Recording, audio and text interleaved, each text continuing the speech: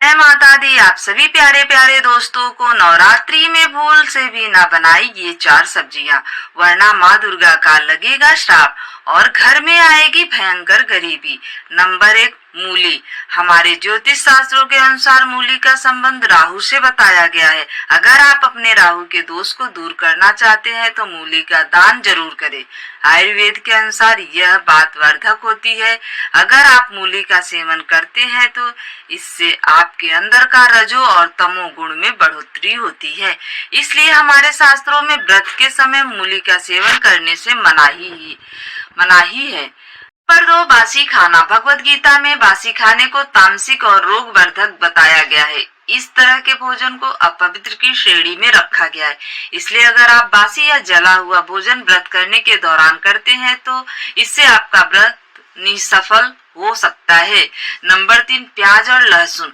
नवरात्रि के समय 9 दिनों तक हमें प्याज और लहसुन का सेवन करने से हमेशा बचना चाहिए, क्योंकि इन दोनों को तामसिक भोजन की श्रेणी में रखा गया है। लहसुन और प्याज खाने से तामसिक इच्छाएं उत्तेजना जन्म लेती हैं और जो आपके सकारात्मक सोच पर प्रभाव डालता है। इसके अलावा हमारे शास्त्रों में इसे राक्षसी भोजन के नाम से भी जाना जाता है।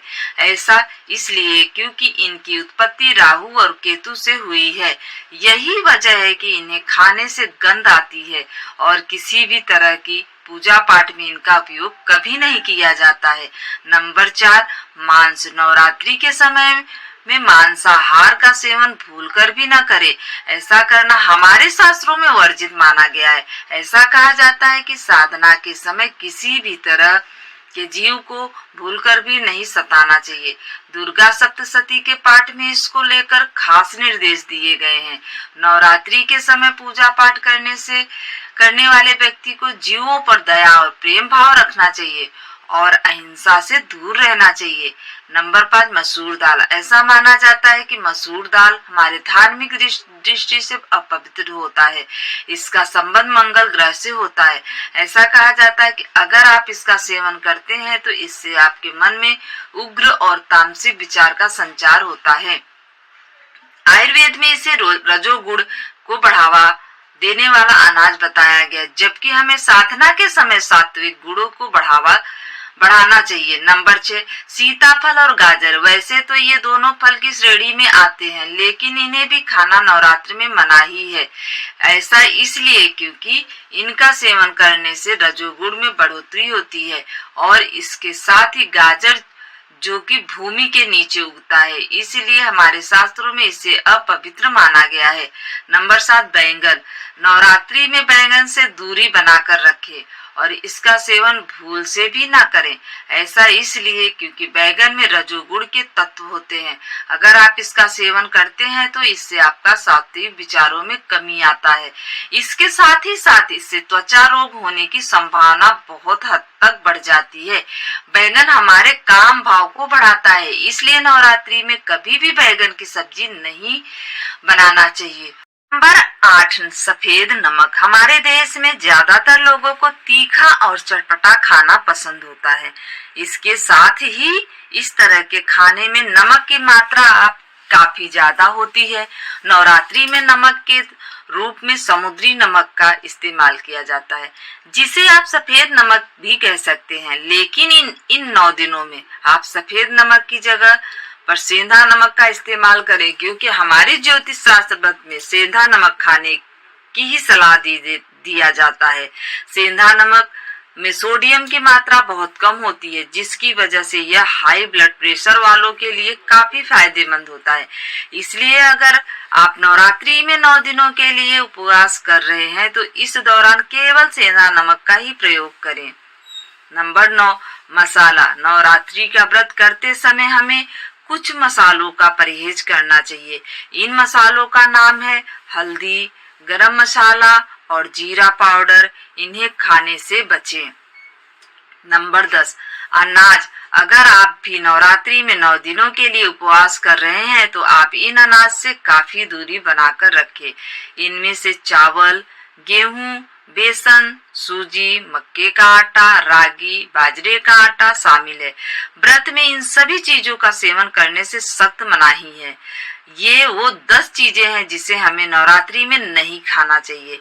अब आइए अब जानते हैं कि वो कौन सी चीजें हैं जिनका सेवन हम नवरात्रि में कर सकते हैं। तो नंबर 1, आलू।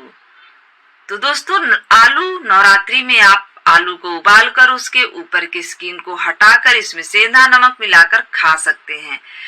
दोस्तों आलू में कार्बोहाइड्रेट और प्रोटीन की मात्रा काफी अधिक होती है और इसे खाने से पेट भी भरा रहता है। इसलिए व्रत के दौरान अगर आप आलू खाते हैं तो इससे आपको एनर्जी मिलता है और साथ ही थकान और कमजोरी का भी एहसास नहीं होता है। नंबर 2, शकरकंद। दोस्तों शकरकंद जो कि मीठा आलू के नाम से भी जाना जाता है, यह खाने से बहुत मीठा लगता है। अगर आप नवरात्र का व्रत कर रहे हैं तो आप शकरकंद को खाने में शामिल जरूर कर सकते हैं। शकरकंद में विटामिन सी, विटामिन 6, कैल्शियम और पोटेशियम की मात्रा पाई जाती है, जिसकी वजह से आपके अंदर एनर्जी बनी रहती है। नंबर 3, अदरक। दोस्तों हम में से ज्यादातर लोगों को अदरक वाली चाय पीना बहुत पसंद होता है। ऐसे में हमारे मन में यह सवाल जरूर आता होगा कि नवरात्रि व्रत में अदरक खाया जा सकता है या नहीं। तो इसका जवाब है हाँ, आप नवरात्र व्रत में अदरक का सेवन चाय या सब्जी में डालकर कर सकते हैं। नंबर 4, खीरा। खीरे में पानी की मात्रा काफी अधिक होती है जो व्रत के दौरान आपको हाइड्रेट रखती है। इसे खाने से पानी की कमी भी दूर हो जाती है। नंबर 5, कच्चा केला और पपीता। नवरात्रि के व्रत में आप केला और पपीता तो खा ही सकते हैं, इसके साथ ही साथ आप कच्चे केले और कच्चे पपीते का भी सेवन कर सकते हैं। इसे आप सब्जी के रूप में भी खा सकते हैं, जिससे आपको पर्याप्त एनर्जी मिलेगी। उम्मीद है आपको इस वीडियो में बताई गई जानकारी अच्छी लगी होगी।